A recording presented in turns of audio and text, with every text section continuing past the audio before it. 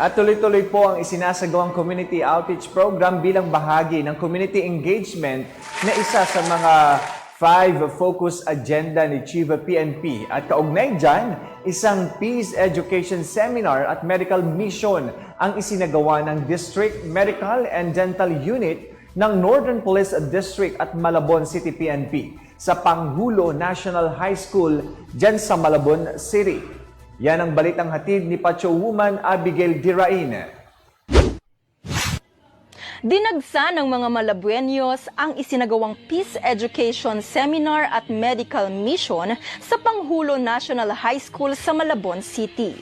Ito ay naisagawa sa pinagsanib puwersa ng mga tauhan ng District Medical and Dental Unit ng Northern Police District at Malabon City Police Station kasama ang lokal na pamahalaan ng lungsod, force multipliers at guro ng naturang paaralan.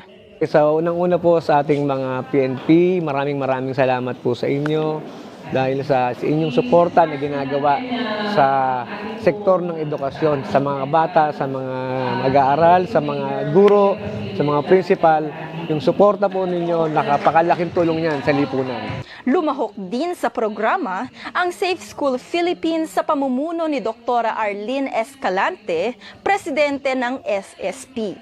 Ang Peace Education, kasama po ang community outreach na merong medical and dental po na check-up ay ginanap po natin dito sa Panghulo National High School. Bilang pong paglilingkod sa community po, ang Safe Schools Philippines, kasama po ang ating po mga government agencies katulad po ng PNP at ang DepEd para po maisulong natin ang peace education para lalo po natin maprotektahan ang ating pong mga estudyante, ang ating pong mga anak sa school at saka sa ating pong mga communities. Tampok sa programa ang pagtuturo sa anti-illegal drugs, anti-terrorism at wastong pangangalaga sa ngipin ng mga bata.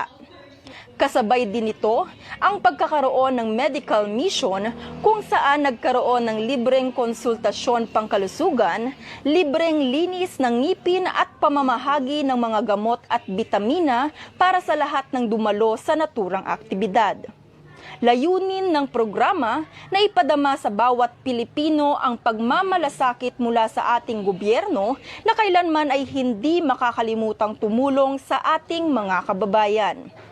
Ito ay isa din sa mga pangunahing prioridad ng pamahalaan ukol sa programang pangkalusugan para sa bagong Pilipinas. Isa din ito sa 5 focus agenda ng ama ng pambansang pulisya na si Police General Benjamin Acorda Jr. na community engagement para sa serbisyong nagkakaisa. Mula dito sa Panghulo National High School, ako po ang inyong PNN correspondent, Patrolwoman Abigail Dirain, alagad ng batas, tagataguyod ng Balitang Pulis. Maraming salamat, Pacho Woman Dirain.